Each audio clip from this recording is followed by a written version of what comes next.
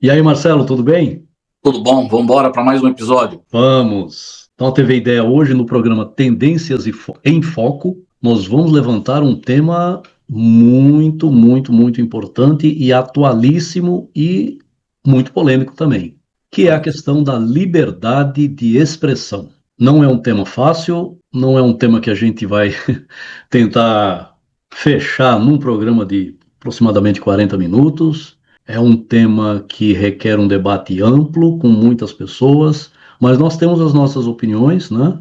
E temos aqui, podemos, né, dizer assim, abrir o debate. E, obviamente, depois dessa abertura do debate, a gente pode convidar outras pessoas para virem colocar suas opiniões, né? Ou então a pessoa que tiver interesse em participar, né? Também vem aqui, fala com a gente e vamos fazer mais um programa para, sabe? Eu acredito que é um tema que precisa ser muito debatido, muito estudado e tentar fechar alguma coisa um pouco mais palpável, né? Que as pessoas possam não ter aquela ideia rasa de só de um lado, de outro, defender só um lado, enfim. Não é uma questão tão simples, é uma questão realmente muito complexa. Mas vamos tentar. Eu preparei, Marcelo, um roteiro, né? No início a gente vai falar um pouco do conceito, da história, né? E depois a gente pode passar para a questão do limite e do discurso de ódio, Uhum. que é uma coisa que faz parte aí desse roteiro, né?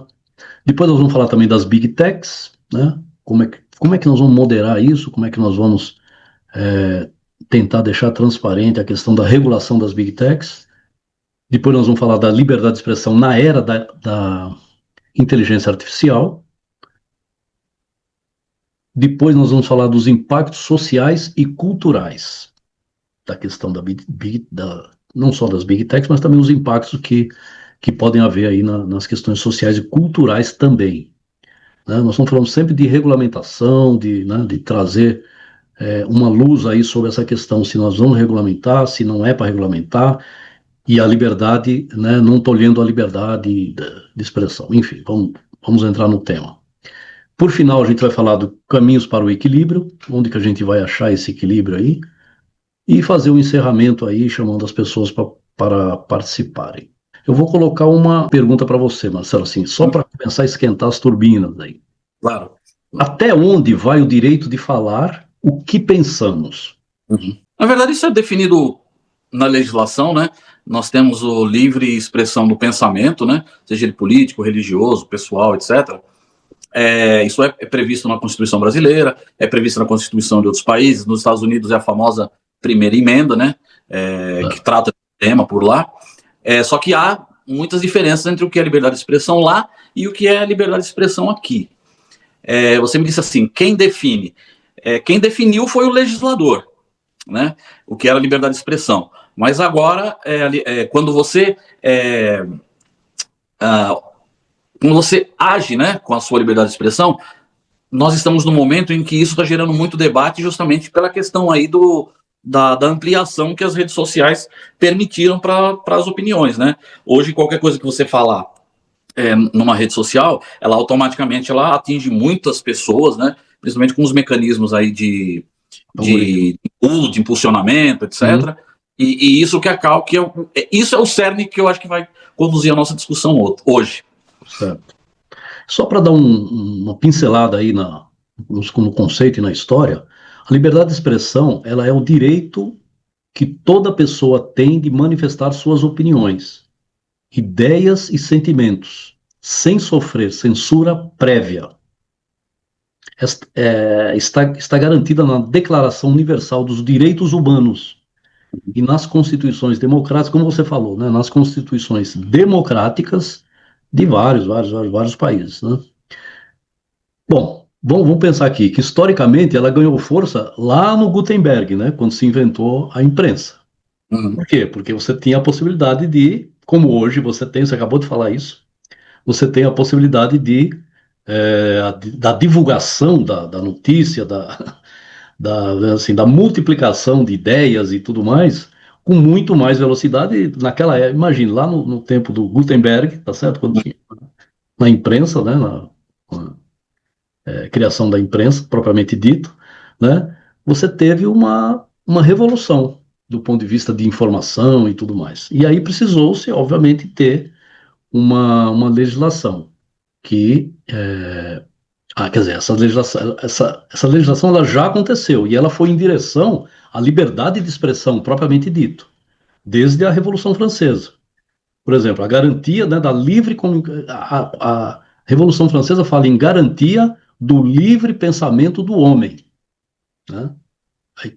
A questão aí dos Estados Unidos, por exemplo, ele já faz uma proteção ampla contra as restrições estatais, ou seja,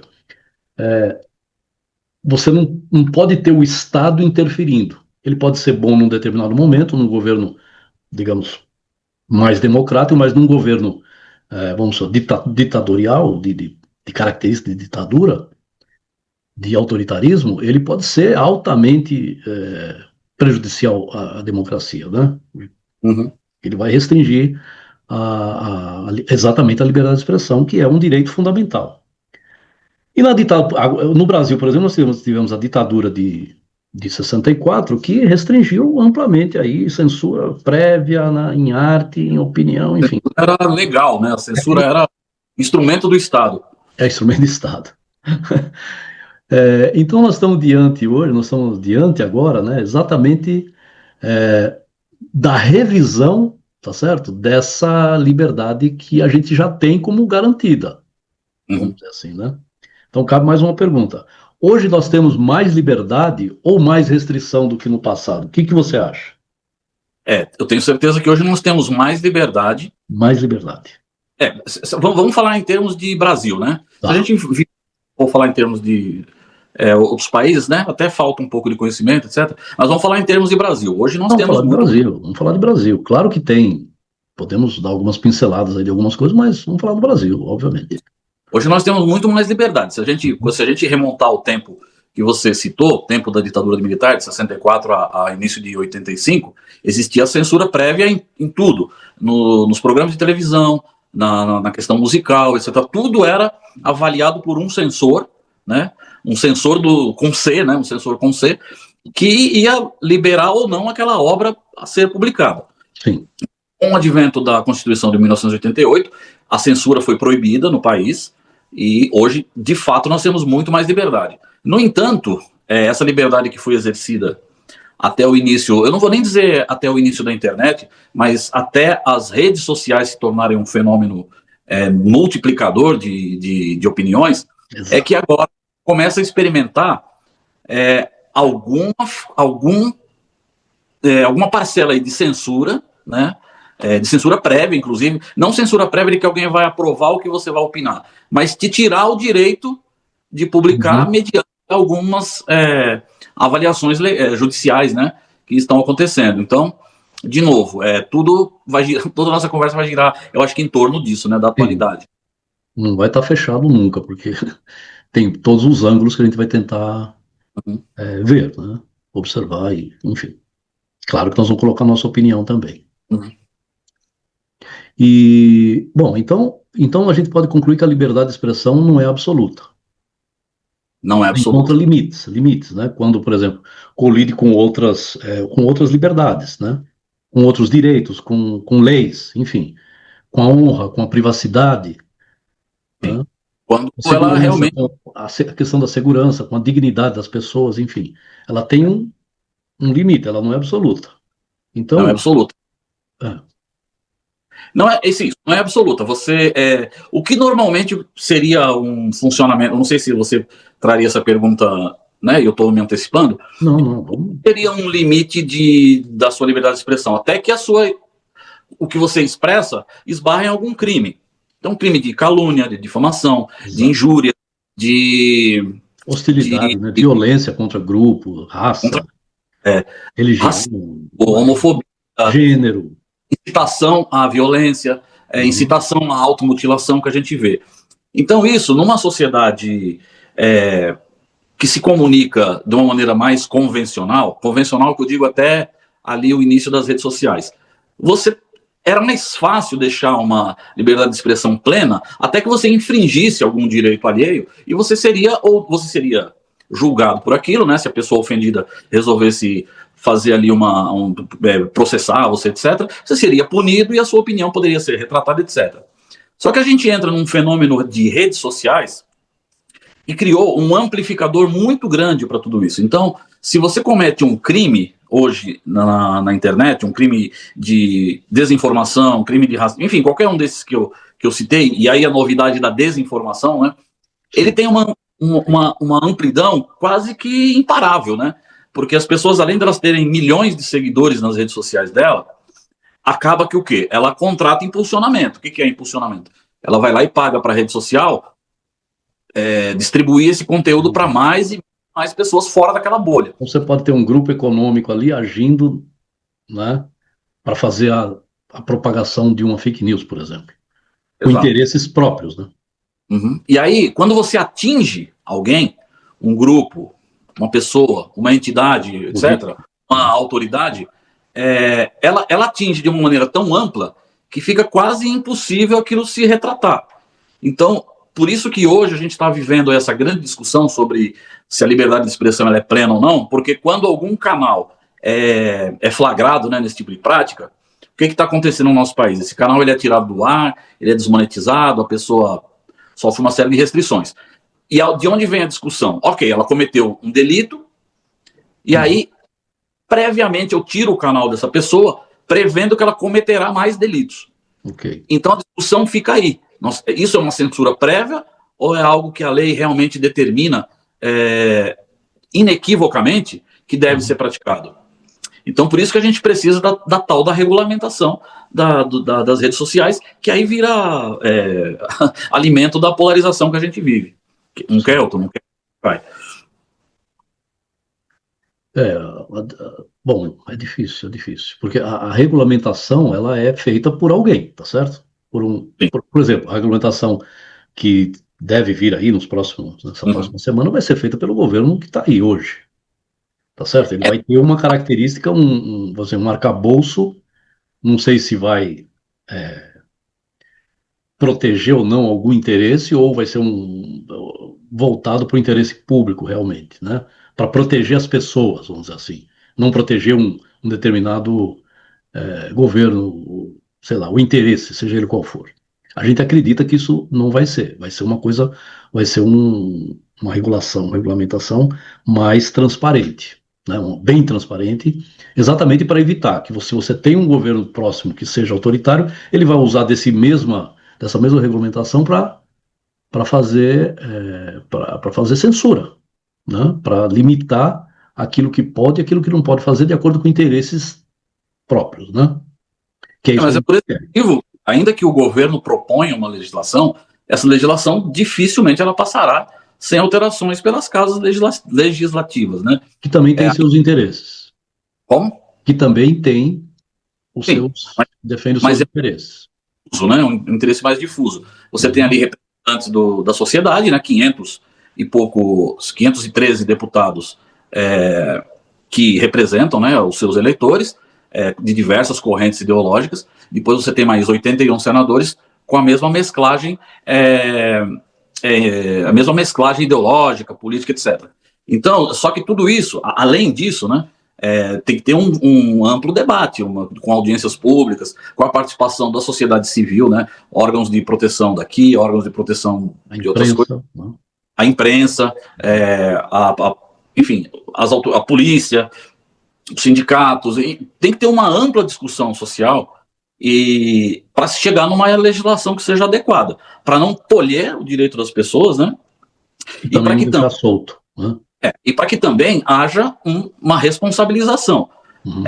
Aí o que vai acontecer? Onde vai esbarrar isso? Vai esbarrar nas empresas que fornecem, né, as Big Techs. Sim, então, as Big Techs... próximo tema. Sim, então eu vou segurar até a gente. Nós estamos num discurso de ódio ainda. Então, só para pegar um exemplo, né, a Alemanha tem uma legislação que criminaliza qualquer incitação, digamos assim, a negação do holocausto.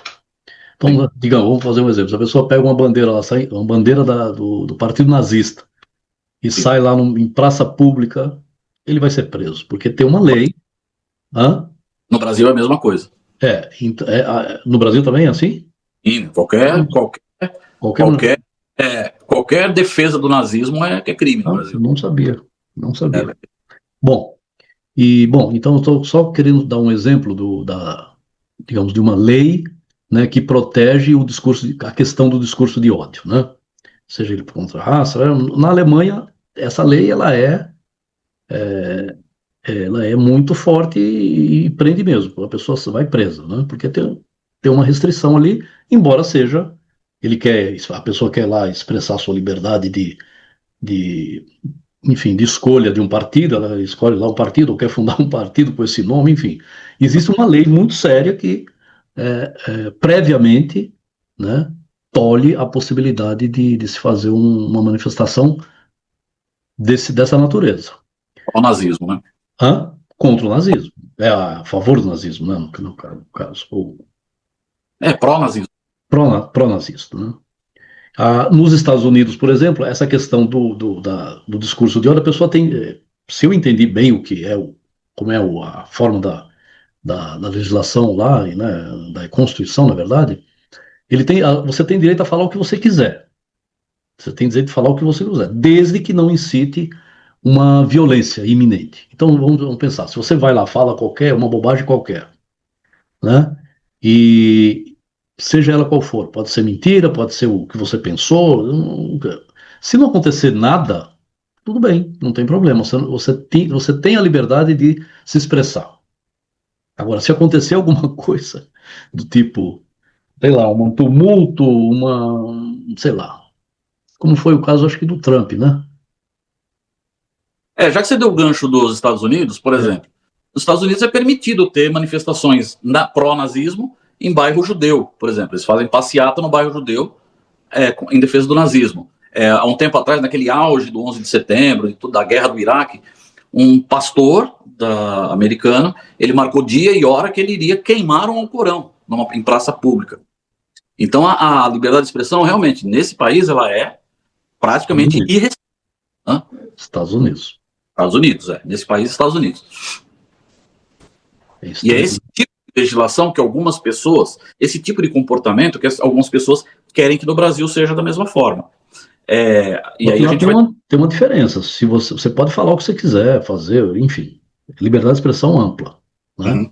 Como no direito como no direito, vamos dizer assim. Mas você tem, se acontecer alguma coisa que desestabilize a ordem social, essa pessoa vai ser punida, de acordo com a legislação. Não é uma coisa assim. Quer dizer, você pode, mas você vai assumir a responsabilidade do ato.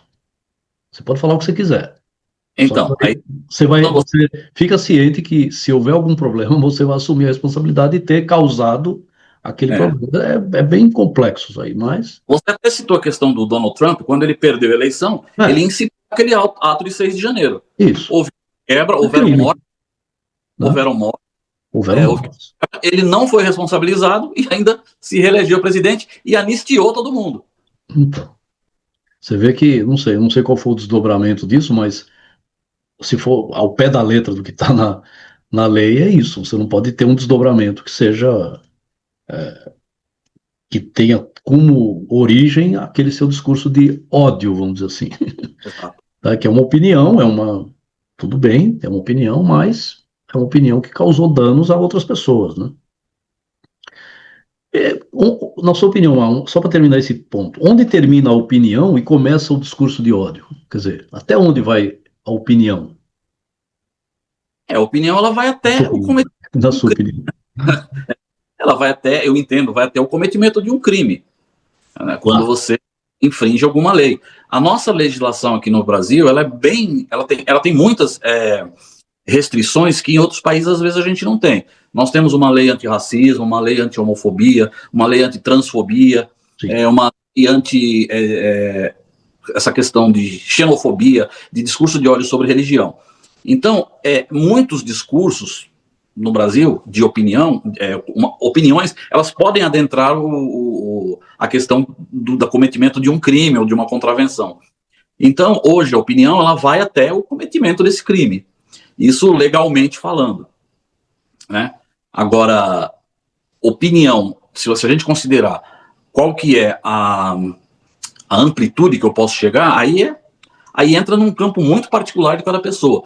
Alguém pode achar que, eu não tenho direito de ser racista, por quê? É só a minha opinião, eu não estou batendo em ninguém. Eu não posso ser homofóbico, eu não estou batendo em ninguém. Aí, então, legalmente, vai até você entrar na área criminal. Agora, a opinião sobre o limite de cada um, aí vai variar de pessoa para pessoa. De grupo. Não dá para viver num ambiente sem lei, né? Sem regulação, né? Se você tem a regulação para viver em sociedade, né? Uhum. Questão da liberdade de expressão, principalmente com o meio digital, né, que nós estamos vivendo aí, acho que ela requer, acho não, ela requer uma regulação, sem dúvida. Só para dar um exemplo, né? Vamos entrar na questão das big techs, né? Deixa eu só. Isso, é que você me fez uma pergunta, ficou mais ou menos como se tivesse fugido da resposta, né? Você perguntou minha opinião. Não, é uma opinião. Não, pode assim, eu sou a favor dessas leis que restringem a homofobia, o racismo, a xenofobia. Claro. Estou a favor, porque você para de reproduzir esse discurso que acaba legitimando a violência contra determinados grupos. Né? Sim. Eu acho que o Brasil é diferente nesse sentido. Que é o momento em que não passa a ser mais opinião, e a sua opinião, da forma como você coloca, você acaba dando início ao discurso de ódio.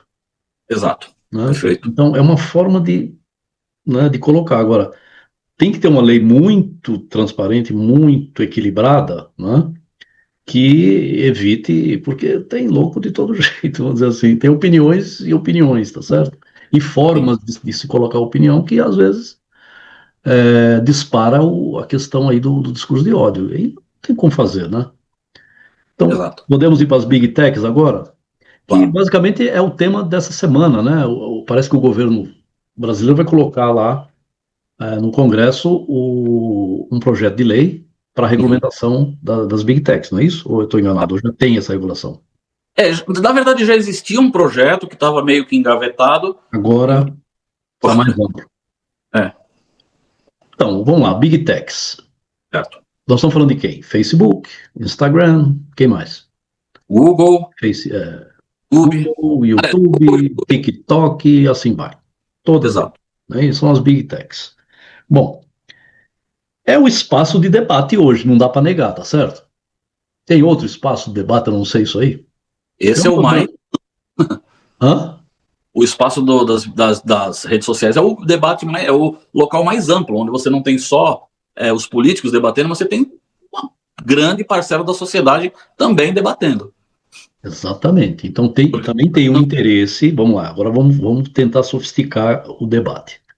Tem um interesse dessas Big Techs em ter esse debate cada vez mais inflado, né? Porque quanto mais engajamento, não sei se é esse o termo, engajamento, é isso? Quanto mais engajamento, mais polêmica, mais, enfim, as Big Techs... Resume a volume. Seja por bem ou por mal, as Big Techs, elas querem volume. Então... Tá, em teoria, elas ficam, assim, um pouco, assim, chateadas, né? Até porque elas, de origem, são dos Estados Unidos, né? A grande maioria. E o interesse, quer dizer, ela não tem interesse em regulação. Primeiro que é mais responsabilidade para elas. Custo. E além da responsabilidade, tem a questão da sobrevivência financeira, porque vive disso. Ou elas têm que procurar um novo meio de garantir suas finanças, seu equilíbrio financeiro. Uma boa parte da parcela de propaganda, com uma regulação bem feita, garanto que, vamos assim, vai cair bastante. Acredito que caia bastante o faturamento dessas empresas. Porque... a regulamentação, ela prevê, inclusive, responsabilização das Big Techs, e isso vai requerer que elas tenham mais recursos de moderação. Esses recursos de moderação, sejam pessoas, sejam tecnológicos, etc., isso vai custar mais dinheiro também.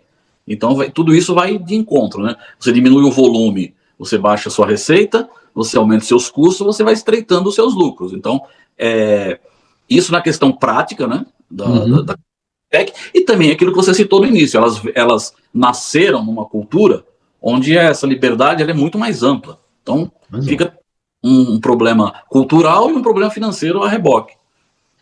tudo bem, então elas lá no país que elas têm origem, no caso dos Estados Unidos, né? Elas trabalham com a liberdade que a Constituição daquele país, com aquela liberdade que a Constituição lhes dá, vamos dizer assim. Mas, quando elas operam em outros países que têm as suas próprias leis, sua soberania, a palavra da moda, né? É, elas têm que se curvar às necessidades desse povo que escolheu esse caminho aí, de regular. E se virarem para fazer essa regulação. Não tem outro jeito. Ou É ganhe menos ou ganhe mais, não importa. É assim que funciona esse país, né? Então não adianta mandar uma cartinha lá dizendo que vai aumentar a tarifa para as tarifas sobre os produtos brasileiros para, poxa vida, para uma chantagem. Mas esse é outro tema, tá certo? Tá, então um bom tema, É inclusive. um bom tema para a gente falar também. Uhum. Então, qual é o desafio, então, vamos pensar para o nosso legislador, para o governo que está aí, e para o debate com o STF, por exemplo, né, que pode ser convocado a interferir em alguns pontos, mas qual é o desafio, então? A gente tem que ter uma legislação mais transparente, vamos dizer assim. Vamos pensar o caso do algoritmo, né, Uhum. que é uma caixa preta. Então, por exemplo, nós estamos fazendo um programa aqui, de forma orgânica, né? Eu estou falando sempre de forma orgânica, não é você ir lá e pagar para divulgar, né? Que é o que eles querem. Mas de forma orgânica, é uma caixa preta. Você não sabe o que essas big techs fazem, né? O que interessa para poder dar alcance, para poder dar. é, aparecer o nosso vídeo, por exemplo, né? Ele Uhum. ser. Como é que chama? Programado não é. Tem a propagação. A propagação ela não acontece assim do nada, ela tem um algoritmo. Tem lá as regras, mas ninguém conhece, ninguém sabe quais são essas regras. Tem um monte de Então, picareta, curso de como o algoritmo tem um monte funciona. de gente dando curso de como é que faz para melhorar o seu alcance. Na verdade, é alcance, acho que é a palavra. É, Então, por exemplo, então, a nossa preocupação com alcance é zero. A gente está falando aqui o que a nossa opinião, enfim. Mas num dado momento, essas big techs elas podem entender que esse é o que nós falamos, né? O que nós desenhamos aqui, o formato que a gente deu nesse programa. É um formato que atinge muitas pessoas, o algoritmo vai propagar o nosso programa de uma forma que a gente, nossa, não pode nem, não consegue entender por quê, né? sim. Então, a regulação, eu acho, assim, que essa regulação que deva vir aí, ela deve trazer no arcabouço aí uma forma de tornar esses algoritmos um pouco não, totalmente transparente. Para que você É, saiba para o seu conteúdo. Você pode, vamos dizer, se ele é transparente, eu sei o que tem que ser feito, eu vou tentar atingir meu público, eu vou ter digamos, nós, né? Vamos ter a liberdade, né, de escolher o nosso público, né? sim. O público-alvo que a gente quer atingir. Aí, se você deixa lá, eles fazem o que querem, né? É o caso desse programa com Felca, como é que é o nome do Felca? Quem é o Felca? Felca, né? Que fez uma denúncia extraordinária aí, e atingiu 30 milhões de pessoas, né, e criou uma convulsão aí em todos os meios aí de imprensa, de governo, enfim. É que o Todo mundo Felca ele já é. começou a correr, né? Todo mundo começou a correr. Peraí, vamos correr porque o negócio É tá. que o Felca também já é um influenciador Sim, com. é um influenciador, acho que tem 7, 8 milhões É, como chamam? Seguidores, enfim. Mas o vídeo, ele é um dos vídeos mais que teve maior alcance aí, né? E como você falou, né, ele acabou não ficando um pouco neutro na questão, mas atingiu assim, de cheio a questão do não fazer nada, vamos dizer assim, deixa exato. correr, né? Esse não fazer nada já não faz mais parte Pôs o dedo na ferida bem. foi feito na ferida. Então, tem que ter responsabilidade. Então é isso, tem que ter uma legislação transparente, mexer com essa questão do algoritmo, não ter dó sabe, Por quê? Porque, infelizmente, nós não temos essa tecnologia, não fomos nós que criamos. Para desenvolver isso agora, que seria também uma opção, né? Você ter centenas e centenas de redes sociais, não, de mais, né, redes sociais, tipo Instagram, 10 Instagrams diferentes de todo lado, aí sim você teria uma concorrência, mas não é isso. A gente tem um só, e um só do outro lado, um só Facebook, um só.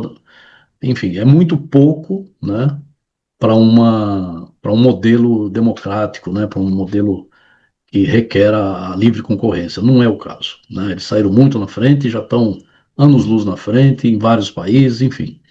É muito difícil começar do zero agora e tentar modificar essa questão aí. Agora, o que a gente pode fazer é, no nosso país, tentar fazer com que elas tenham mais responsabilidade sobre os conteúdos que estão divulgando, né? É E, uma é, que preveja uma abertura, uma transparência no algoritmo. Assim, eu não diria que seria um desafio, seria uma guerra, né? Porque o que o algoritmo faz lá dentro é uma espécie de segredo industrial dessas big techs. Então, passar uma legislação que as obrigue a abrir qual que é o comportamento do algoritmo, mesmo porque esses algoritmos eles não devem ter uma disposição fixa, né? Eles devem mudar todo o tempo.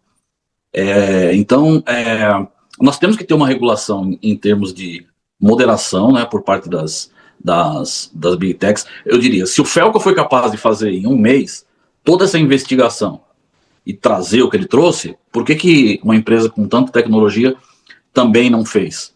Não fez porque não interessa fazer. Porque seja lá o que está correndo pela rede, está aumentando o volume, está aumentando a entrada de pessoas, está aumentando o faturamento, está aumentando a publicidade, etc. Então, a legislação ela deve passar por isso, por essa questão de ter uma determinada limite de responsabilização da rede que não faz nada, né, que não faz absolutamente nenhuma moderação. O que acontece, às vezes, é até contas são... Vou dar um exemplo aqui, a conta do Jones Manuel foi eliminada. Todas as contas dele da Meta. E por quê? Ninguém sabe. Por quê? Né? Então, pode lá né, do mecanismo que avalia o comportamento da conta. Será que ele fez alguma coisa? Ele fez alguma coisa que vá contra as regras da comunidade? Não está claro, então cria todo esse debate. Agora, eu não sou muito otimista em relação a essa questão do algoritmo, mas enfim, vamos ver o que sai. Vamos aguardar. Aqui, por exemplo, na União Europeia já foi aprovada a regulação em 2024. Não sei se você sabia disso. Sobre o algoritmo? Não, sobre a questão da regulação das Big Techs. Sim. Eu não conheço o conteúdo assim, o A mérito, grande delas mas é com a sei que a legislação, assim, de uma forma geral, ela obriga a retirada rápida de conteúdos ilegais, vamos dizer assim. Sim. Ela obriga que a Big Tech, que a Plataforma. a plataforma, exato, a plataforma remova rapidamente. Eu não sei exatamente qual é sob pena, obviamente, né? E pede também a transparência de algoritmo. Agora eu não sei dizer como é que é essa transparência, tá? Mas já tem a regulação de 2024 da União Europeia já tem esse pressuposto, né? E aí o Brasil está correndo atrás aí, né? Agora para ver se consegue colocar uma regra. Se eu não me engano, eu vi o Lula falar ontem para o Reinaldo Azevedo que essa semana ele vai mandar projeto de lei para o Congresso. E aí o debate vai se abrir, né? Eu não sei como é que vai se dar isso aí, porque tem um projeto de lei do governo, tem um projeto de lei da Tabata Amaral, tem um projeto de lei de outro e outro. Parece que o governo juntou. O governo vai mandar o dele. Ok. Amplo e tudo mais. Agora, obviamente, vão fazer lá suas emendas e. Sim. Seus destaques. É isso aí. Bom, a questão das Big Techs, então, a gente tem. Cabe uma pergunta para nós, para a gente tentar debater um pouco mais. Quando a moderação vira censura? Ou seja, vamos legislar sobre as Big Techs. Nós vamos estar censurando eles, não? Nós estaremos censurando as Big Techs? Na verdade... Essa moderação, ela poderia nos... Quer dizer, De acordo com... Não conhecemos o projeto de lei, não conhecemos nada ainda do que... Tem uma ideia, vamos dizer assim. Mas essa moderação, essa regulamentação, ela de alguma forma pode virar censura? Ela será uma espécie de censura. Ela é. Agora, Quando? A baseado. pergunta é, quando essa moderação ela vira censura? Qual é o mecanismo que de repente você tem uma legislação, você obriga a Big Tech a fazer isso, fazer aquilo, mas ao mesmo tempo você está tolhendo a liberdade de expressão, ou seja, fazendo uma censura prévia. Se a legislação ela invadir a opinião, né, a livre expressão do pensamento, do sentimento, passará a ser censura. Se ela ultrapassar o limite do cometimento de crime, né, ao contrário agora, né? Ah, não, qualquer ofensa, chamar de bobo, mentira, isso é censura. Mas haverá algum tipo de censura, sim. O que vai ocorrer é baseado em quê? Numa situação autoritária ou numa clara e inequívoca infração à legislação. Mas, sem dúvida, você retirar o conteúdo de alguém é uma forma de censura. Censura, vou inventar um termo aqui, uma censura do bem. Né? E teve alguém lá que teve essa, vamos dizer assim, vai ter esse arbítrio, né? Vai estar com o apito na mão. Quem é esse alguém e quais são as intenções e os interesses que estão por trás desse alguém? A legislação é que é o apito na mão. Agora, vai ter um cara lá, um grupo, um algoritmo, que vai aplicar essas regras. Obviamente, tem que ter o que as Big Techs também precisariam se adaptar, e aí é mais custo ainda, se eu me sentir prejudicado, eu tenho que ter direito a questionar. Sim, Bom, mas por que o post foi removido? Por que a minha conta foi banida?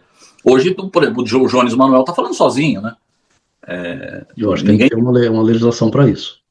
Exato. Então, as Big Techs, de alguma forma, já estão praticando alguma forma de censura, e uma censura lá que ninguém sabe qual é o motivo, né? O que está acontecendo? Por que justamente um cara com tanta projeção no campo progressista, né, no campo ele se coloca como extrema esquerda, por que justamente um cara desse que é amplamente contra a ideologia liberal, etc., dos Big Tech, porque justamente a conta desse cara caiu de uma vez, né?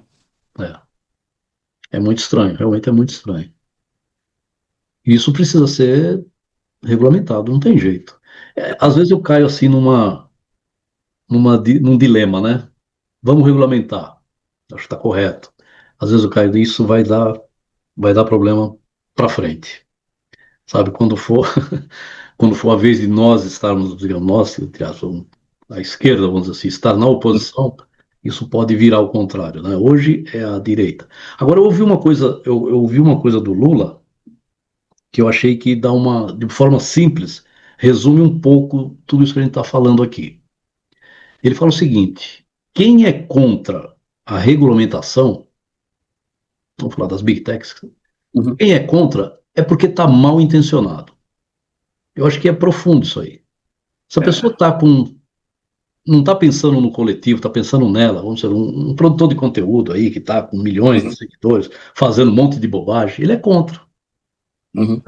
Ele é contra, mas ele está mal intencionado, ele está fazendo bobagem. Ele sabe que ele está fazendo bobagem.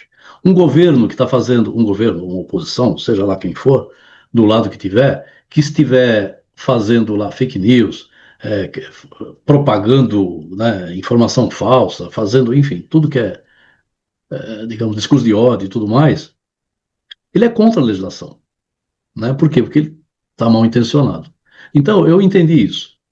Agora, como não dá para medir a intenção de ninguém, qual é a sua intenção, então a gente fica, é melhor legislar, né? É melhor fazer a regulamentação.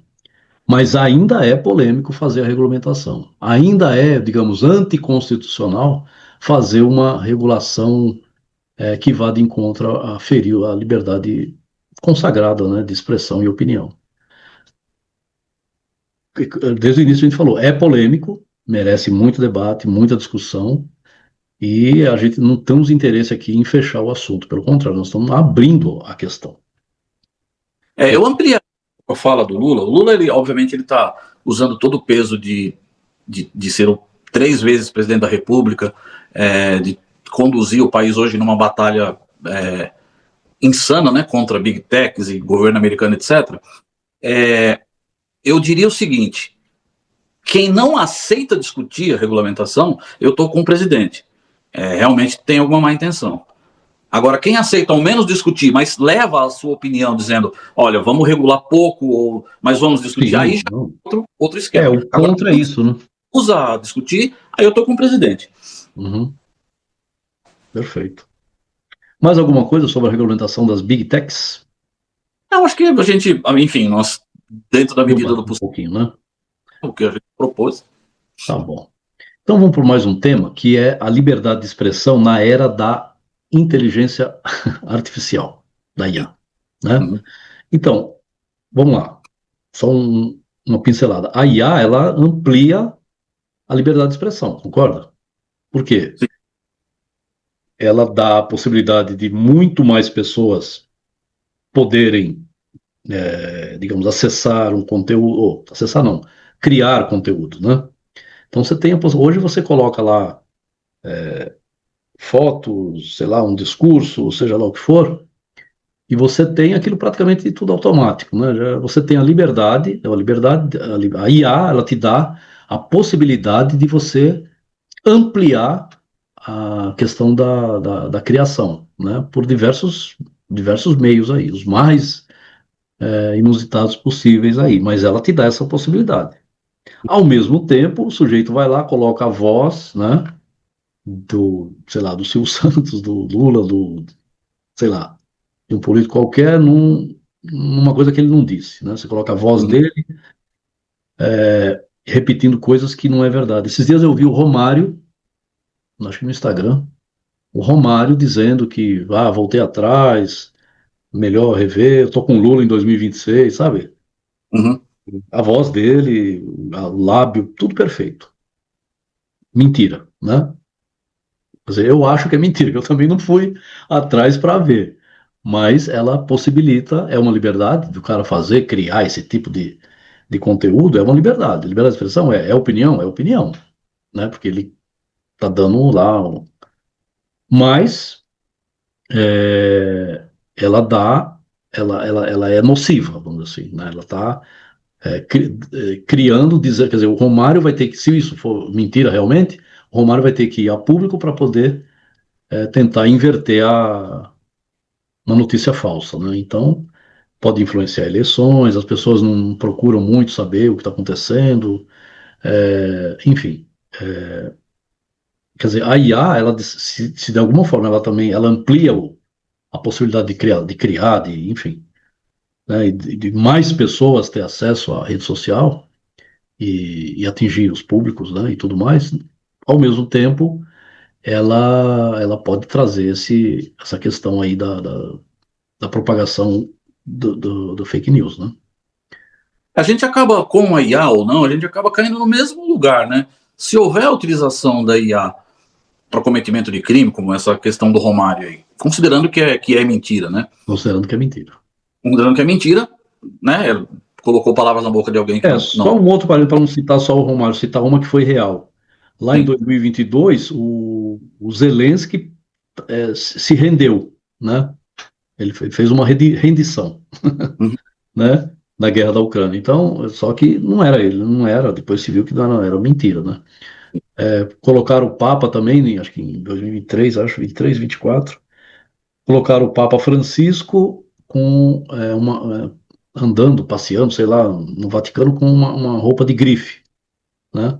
Então isso viralizou, né? E obviamente ele estava lá com um casaco com a grife de marca, né? Isso viralizou lá, não tem como voltar atrás, né? Então, por exemplo, aqui uma forma de resolver esse problema, ou pelo menos começar a resolver o problema da IA, é você exigir que aquele conteúdo tenha um carimbo lá. Isso aqui Uhum. é uma produção de IA. Por exemplo, quando a gente faz esse vídeo aqui, quando eu vou lá para edição, para antes de colocar no ar, o YouTube me faz a seguinte pergunta: existe nesse conteúdo que você vai divulgar, ele tem alguma informação que não seja que seja criado por IA e que não seja exatamente a realidade, seja uma criação? Se houver, eu tenho que colocar lá, eu tenho que responder. Digamos que a gente coloque aí uma coisa, né, que seja produção de IA e que não é real, não é do momento que ele está fazendo, é de outro, enfim. Não sou eu que estou falando, sou eu, mas não sou eu. Então eu tenho que dizer, eu tenho que afirmar que não tem esse tipo de conteúdo. E até onde eu sei, a União Europeia exige que os conteúdos de IA tenham um selo, um carimbo. Na hora que você divulga, você está falando, ó, eu acho que isso é uma saída, né? A gente não tem ainda, mas eu acho que isso aí é uma saída para você resolver o problema da. A pessoa tem que pelo menos olhar lá, eu estou vendo uma IA, ele dá risada, acha engraçado e tal, mas é uma IA, né? É produzido por IA, não é um. E a Então, gente vai cair na mesma situação que nós já discutimos. Quando você cometer um crime, é uma contravenção. Isso pode ser você falsificar a opinião de alguém, você se utilizar da imagem de alguém em seu benefício. Então você coloca lá a imagem de uma pessoa muito famosa, com muitos seguidores, etc., e coloca na boca dela, ela divulgando o seu produto. Então você está se utilizando de maneira fraudulenta da imagem de alguém. Então vai acabar caindo no mesmo campo, até onde quando você faz lá tem muita coisa hoje, né, na internet, você faz vídeos engraçados, né, de gente com situações ali esdrúxulas, a pessoa chega no supermercado, um xinga o outro, etc. Tem até um programa de auditório que chama Marisa Maiô, que é tudo desenvolvido por IA. Aí tudo bem, você não está usando a imagem de ninguém que existe, você não está usando, né, você não está fraudando nada. Agora, quando você pega a foto sei lá, de qualquer pessoa e transforma aquilo numa fala, numa dança, numa divulgação, você passou do limite da legislação de novo. Eu vi um vídeo do Ayrton Senna falando de carros que passaram a existir há 1 ano atrás, 2 anos atrás, falando mal, né, de carro. Então, aí você está se utilizando, né, da imagem de alguém que pode vir a família do Ayrton Senna, enfim, pode vir em cima disso. Então, a gente cai no mesmo lugar. A IA é uma aliada, ao mesmo tempo que ela é aliada, ela pode ser uma ameaça, né? A liberdade de Exatamente. expressão, claro. Estou falando da Grande liberdade de expressão. Um outro e tema com que a gente. de divulgação, de ampliação, né? Você coloca lá uma opinião do Lula, você coloca a imagem do Lula, falando qualquer coisa ali, que vai ofender milhões de eleitores, e joga na internet, e até você desfazer isso, né? Então, repetindo, estou bem repetitivo com esse tema, caiu no campo da contravenção do crime, ultrapassou o limite da liberdade de expressão. Bom, e com relação aos impactos sociais e culturais, como é que a gente pode trabalhar esse ponto aqui que a gente colocou aqui como parte do roteiro, né? Quer dizer, a pressão social, né? Pressão social que uma política, digamos, de liberdade, né? Ou não, ou de tolimento. Isso pode, isso não pode, a pessoa fica lá em dúvida se vai falar, se pode falar, se não pode, vem a autocensura. Já que existe um risco, eu não vou fazer nada. Eu não vou falar, não vou dar minha opinião, vou ficar bem quieto, né? Porque o negócio pode virar contra mim mesmo. E você vai ter exemplos, né? De pessoas sendo punidas, vamos dizer assim, com a legislação, com essa regulamentação. Você vai ter exemplos de pessoas sendo punidas por ter dado uma opinião, por ter falado alguma coisa, enfim. Essa pressão, vamos dizer assim, ela acaba fazendo que pessoas que iriam falar alguma coisa, elas se autocensura. Quer dizer, você não precisa nem ter a censura mesmo, porque a pessoa mesmo já não vai fazer nada, vai ficar quieta, né? E fora isso, você tem a cultura do cancelamento também, né? Tá certo? Que você tem, digamos, uma sociedade toda fazendo a pressão, digamos, contrária contra a sua opinião. Então, se você tem uma opinião e a maioria não tem a mesma opinião, vem a política do cancelamento. E esse cancelamento, ele atinge, vamos pensar aí o caso do Jones Manuel, ou sei lá, o Jones Manuel é um pouco diferente, mas vamos pensar o caso do Monark, por exemplo, Monark, né? Monark. Sim. Ele foi cancelado. Então você divide opiniões. Mas devia, não sei o quê, e o cara foi cancelado. Aquele que não é monarca, não é não sei o que, não é ninguém, estava começando seu canalzinho no YouTube, por exemplo, ele já ficou, peraí, eu não posso falar nada, eu não posso dar minha opinião, tá certo? Eu tenho um exemplo, né, de uma pessoa que foi cancelada, sei lá, punida, sofreu restrições de toda sorte, né, econômica, sei lá se vai entrar multa, se entra questão jurídica aí pelo meio, claro que entra, mas você tem também um impacto social, que é a pessoa se autocensurar. E, de repente, você tem aí digamos assim, uma pessoa que tem lá um poder de criação interessante, que pode trazer alguma cultura, algum desenvolvimento artístico, e a pessoa se sente tolhida e não se manifesta. Ou seja, a regulação, ela é boa por tudo que a gente falou, mas ela tem que ser assim, de uma forma que não tolha a capacidade de criação, a capacidade das pessoas dar suas opiniões, que sabe, que deixe para o campo, digamos assim, o campo policial tem que ser tratado de uma forma mais, digamos, não subjetiva, mas de uma forma ampla, né? Para você não acabar criando uma legislação que vá tolher a criação, a, a capacidade de opinião das pessoas, que às vezes você tem uma opinião tão interessante que ela acaba mudando a, as coisas, né? A vida social e tudo mais, porque ela teve uma opinião diferente dos outros. Não tem que ter opinião igual dos outros, né? Pode ter uma opinião diferente, sim, por que não? Então, se você tem uma pressão muito forte de uma legislação tolhedora, uma legislação, uma censura, né? Se você é censurado, acabou, não tem. Aí é a lei do mais forte. Eu falo o que eu quero, né? O que eu quero ouvir. E eu escrevo aqui o que você pode falar e o que você deve opinar. Quer dizer, temos que ter esse equilíbrio. Esse equilíbrio tem que ser buscado. E não é assim numa leizinha que sai no toque de caixa porque está havendo uma pressão social. Tem que ser um debate muito amplo da sociedade. Como nós estamos fazendo aqui, Uhum. tentando levantar todos os pontos, aquilo que a gente viu, que não viu, que estudou, que já viu, que, enfim.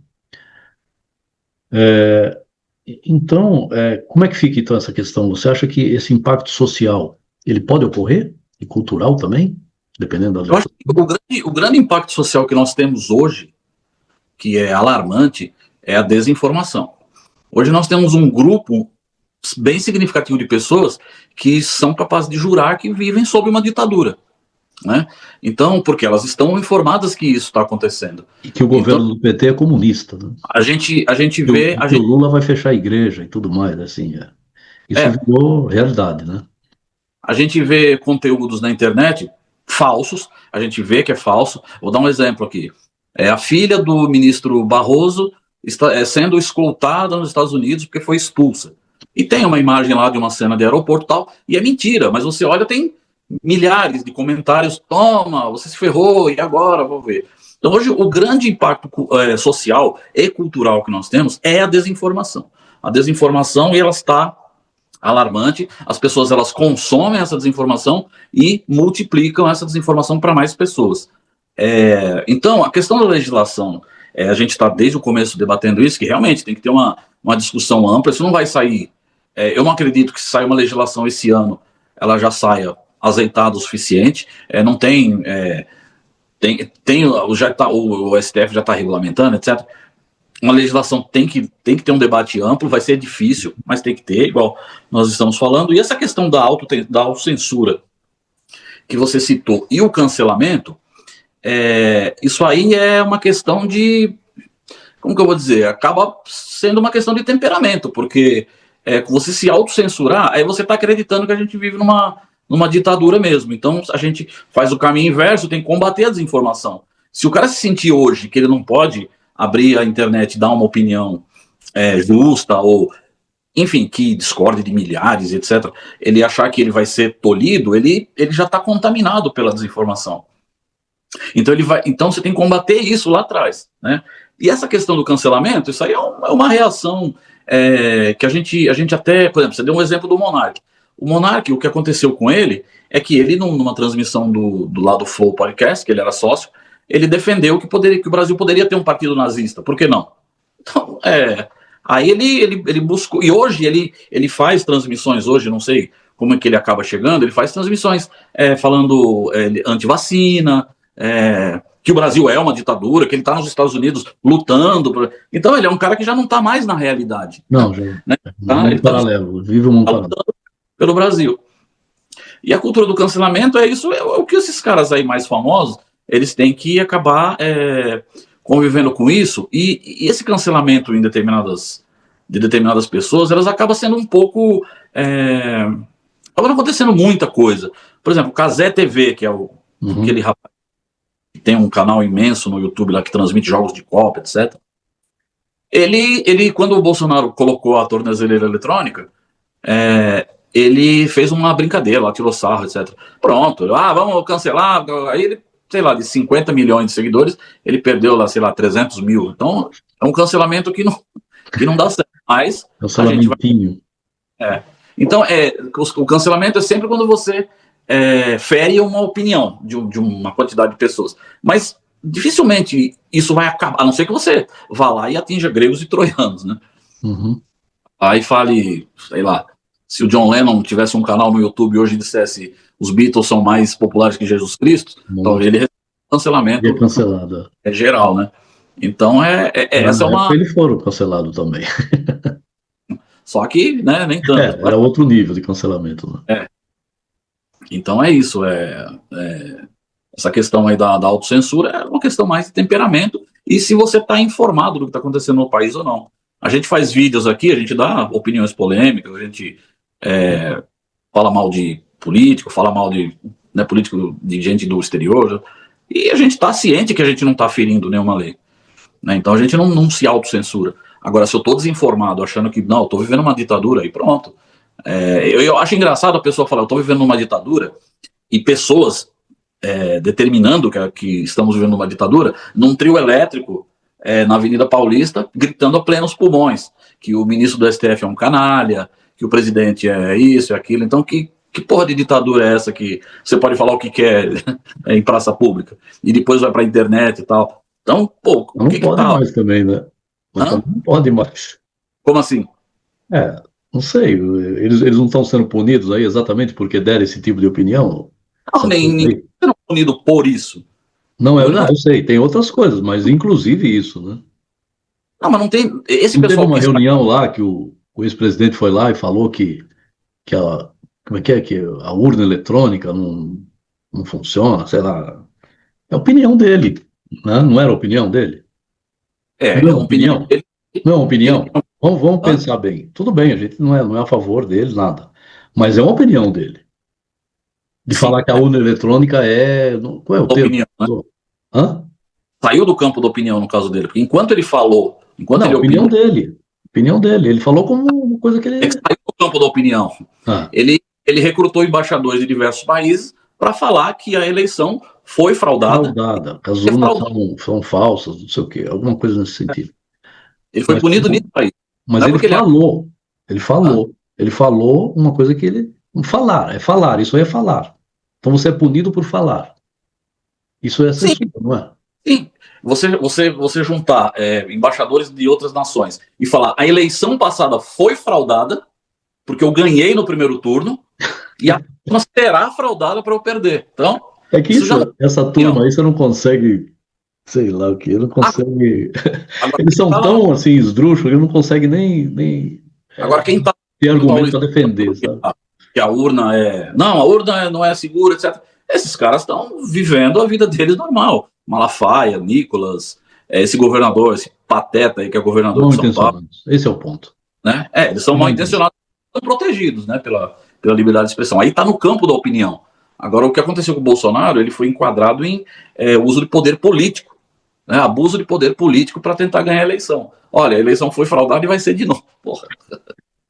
Quando ele ganha, não tem fraude. Então. Não, que assim, se ele ganhasse, não tinha fraude. Numa eleição geral, nós elegemos 513 deputados, às vezes 2/3 do Senado, lá será 60 senadores, não sei quantos deputados estaduais pelo Brasil inteiro, E aí, 27 governadores, e a única fraude foi na urna da presidência, foi no voto da presidência. Então eu fraudo para virar presidente Os caras com um fizeram Congresso. 80% do Senado, sei lá, do Legislativo. Por que eu vou fraudar? Vou fraudar para viver só presidente. Presidente. Então, só que isso aí acaba gerando desinformação, as pessoas compram isso. Eu tenho um vídeo no meu canal do Varejão que no dia que o Lula ganhou a eleição, eu fiz um comentário sobre a eleição, etc. O primeiro comentário que apareceu lá foi uma vergonha, fraude. Ele foi frustrado no desejo dele de que o Bolsonaro ganhasse. Então, mas um cara desse, ele não pode falar que é fraude. Se você tiver uma legislação, uma regulamentação mais severa, vamos dizer assim, e se ele for numa rede social lá e colocar que é fraude, a Big Tech tem que ir lá e tirar a opinião dele. Mas é a opinião dele. Nesse ponto, eu diria que é exagerado, porque ele não vai tirar proveito nenhum daquilo ali. Né? Exatamente. Ele não está dando proveito daquilo. Então, se um cara desse for... aí é perigoso. Aí a gente entrou num campo perigoso. Que as Big Techs usem a inteligência artificial para saber o que é certo e o que é errado. E vai dar erro, né? Porque vai ter que ter um julgamento, né, do que é opinião e do que é, sei lá. E pelo volume, é óbvio que a inteligência artificial ela tem que trabalhar, né? A tecnologia tem que trabalhar, mas você como usuário, né, que teve alguma punição ali, você tem que ter o direito de questionar. Senão, aí virou censura, aí é ditadura mesmo, né? Eu apago a tua conta, mas por quê? Veja bem. Eu que mando, eu sou dono disso aqui, acabou. Caminhar agora para o final, né? Quer dizer, qual é o caminho que você acredita do equilíbrio? Olha, eu acho que eu estou batendo nessa tecla. A primeira coisa que tem que fazer é realmente um combate massivo contra a desinformação. Isso é o mais grave. E o equilíbrio. Divulgação mediática, isso. Divulgação mediática, a regulamentação tem que tocar nesse ponto, né? Agora, a busca pelo equilíbrio é uma legislação justa, né? Nem tanto ao céu, nem tanto à terra, e ela tem que ser ajustada ao longo do tempo. Como hoje nós temos uma legislação que ela acabou ficando quase obsoleta por conta das tecnologias que existem, né? É isso, então, aí tem que renovar de acordo com a evolução da sociedade, não tem jeito. Exato, campanhas do possível que essa lei ela seja feita de forma democrática, né? Exato, isso aí é o primeiro passo. Senão fica uma legislação só para privilegiar uma elite econômica aí que dita as regras da forma que lhe interessa, vamos dizer assim. Exato. Incentivar o diálogo, né, que é isso que a gente está fazendo aqui, né? A gente escolheu esse tema exatamente por estar preocupado, já falamos bastante sobre isso, e a gente tem essa preocupação de dialogar, né, de colocar colocar a nossa opinião, né, tá certo? E também ouvir a opinião também dos outros, né? Eu acho que é muito importante. E aí, nesse ponto, eu gostaria de realmente convidar os nossos queridos aí que venham conversar com a gente sobre esse tema. É um tema bastante amplo. Quem sabe a gente deixou de falar coisas aqui importantes. Né? E vocês têm aí a sua opinião, sua mensagem para deixar para os demais aí, enfim. Ok? Concorda, Marcelo? Perfeito. Aí para vir falar com a gente, pô, nossos filhos, amigos, parentes. Cadê os nossos amigos? Sumiram? Que não... Usem o campo de comentários. No campo de comentário, enfim. Venham, se estiverem dispostos a gente retornar esse assunto com um convidado, 2, para ampliar o debate, nós estamos abertos, claro. Eu acho que é isso, é trazer essa, digamos, a gente fez aí um pano de fundo, né? E isso aí pode, a gente deve continuar fazendo, deve continuar debatendo sobre o mesmo tema, qual o problema? Nenhum. Pelo contrário, eu acho que vai enriquecer ainda mais. E ainda vai longe essa discussão. A gente sabe muito longe, muito longe. E a sua opinião mesmo, assim, quer dizer, você já tem uma opinião fechada ou você também ainda está com muitas dúvidas com relação à regulamentação, tudo isso que a gente falou aí? A ter ou não essa regulamentação, ou deixar ser mais, digamos, menos censurador, mais aberto a a liberdade de cada um falar o que pensa e quando quiser e tudo mais. Você já tem uma opinião formada sobre isso ou você ainda acha que sobre ter a regulamentação, sim. A minha opinião é que deve ter, de qualquer forma, e deve obedecer os limites do que é legal e o que é ilegal. Então tem que estar nesse limitador. E tem que ter a ajuda, né, o suporte das Big Techs, porque senão vira uma coisa de enxugar gelo, né? Porque não tem como, não tem lei, não tem judiciário que julgue milhões e milhões de contas por conta da repercussão ou do tamanho de quem está envolvido. Eu também vou colocar a minha opinião nesse momento, claro. Eu já estive muito mais, vamos dizer assim, em dúvida com relação a ter ou não essa legislação, assim, essa legislação prévia, né? Vamos chamar de censura prévia. Uhum. Seja sobre Big Tech, seja sobre qualquer tipo de manifestação aí. Já estive muito mais com mais dúvida em relação a não ter esse tipo de regulamentação. Tinha essa convicção, mas sempre estou incomodado com. É um dos temas assim que eu não me lembro, falando de mim, tá? Eu não me lembro de ter tido tanta dúvida sobre um determinado tema, sabe? Muita dúvida de como me posicionar, entendeu? Não para os outros, para mim mesmo. Eu às vezes deito ali no travesseiro e fico pensando, puxa, mas será que é isso mesmo? Tal. Eu fico matutando as consequências, né, de uma coisa que a gente já conquistou, vamos dizer assim, do ponto de vista da humanidade, né? Uma coisa que já tá conquistada. Você ter a liberdade, porque a gente vive em sociedade. Se não tiver direito, se você não tiver liberdade para opinar, para falar o que você pensa, uau, é um problema. Nós estamos diante de um grande problema. Mas, ao mesmo tempo, você tem tudo isso que ele já falou aqui, não vou repetir, óbvio. Então, eu não me lembro, nós estou falando de mim, né?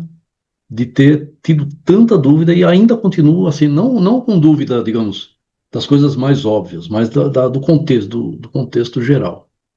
De ainda saber assim, puxa, temos que encontrar um modelo, né, que equilibre essa situação, sem deixar de ter a liberdade e, ao mesmo tempo, sem deixar que essa liberdade seja nociva para a sociedade. Isso também não dá para aceitar de forma nenhuma. Mas por isso que eu estou assim, convidando exatamente para a gente continuar o debate, porque está em aberto ainda. Eu tenho certeza que tem pessoas aí do nosso meio tal que pode contribuir bastante com esse debate aí. Claro. Né? Legal? Perfeito. Vamos terminando então? Vamos. Vamos. Isso aí. E aí, você está onde hoje?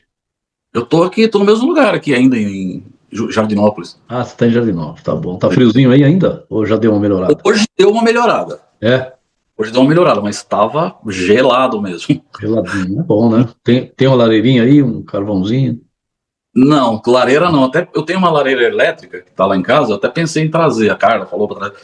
Só que, inclusive, eu fui em casa hoje e esqueci. Mas aqui não tem lareira, tem fogão a lenha, tal, mas é fora de casa. Ah, fogão a lenha é bom também, né? Uma comidinha. Pô, eu fiz 2 comidas já no fogão a lenha. Opa, que bom. Então, valeu, Marcelo. Que Beleza. discussão, hein? Valeu. Olha. Até a próxima. Até. Tchau, tchau. Tchau, tchau, Mar.